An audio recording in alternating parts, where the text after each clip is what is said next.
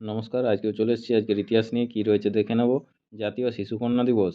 1826-এ barrister Gyanendra মোহন ঠাকুরের জন্ম।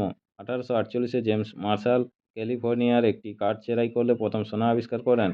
1857-তে ভারতে প্রথম বিশ্ববিদ্যালয় হিসেবে প্রতিষ্ঠিত হলো কলকাতা বিশ্ববিদ্যালয়।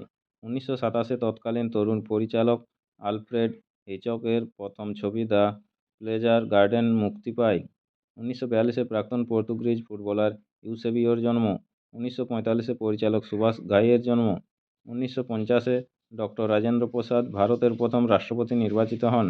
1950-এ ভারতের জাতীয় সঙ্গীত হিসাবে গৃহীত হল জনগণ মন অধিনায়ক। 1952-তে তৎকালীন বোম্বেতে সর্বপ্রথম আন্তর্জাতিক চলচ্চিত্র উৎসবের শুরু। 1954-তে ভারতের কমিউনিস্ট পার্টির প্রতিষ্ঠাতা মানবেন্দ্র নাথ রায়ের মৃত্যু। 1965-তে ইংরেজ রাজনীতিবিদ ও লেখক উইনস্টন চার্চিলের মৃত্যু। 1966-তে বিজ্ঞানী হোমি জাহাঙ্গীর ভাবার মৃত্যু। 1981-তে অভিনেত্রী রিয়া সেনের জন্ম। 1984-তে অ্যাপল ম্যাকিন্টশ বিক্রি শুরু হয়। 1987-তে উরুগুয়ের ফুটবল লুইস সুয়ারেজের জন্ম। 1988-তে ভিটামিন সির আবিষ্কারক প্রাণ রসায়নবিদ চার্লস গ্লিন কিং এর মৃত্যু। 2011-তে হিন্দুস্তানি শাস্ত্রীয় সঙ্গীতের প্রবাদপ্রতিম শিল্পী ভীমসেন যোশীর মৃত্যু। 2022-এ বিশিষ্ট চিত্রশিল্পী ওয়াসিম কাপুরের মৃত্যু। নমস্কার, আজকের ইতিহাস এই পর্যন্তই।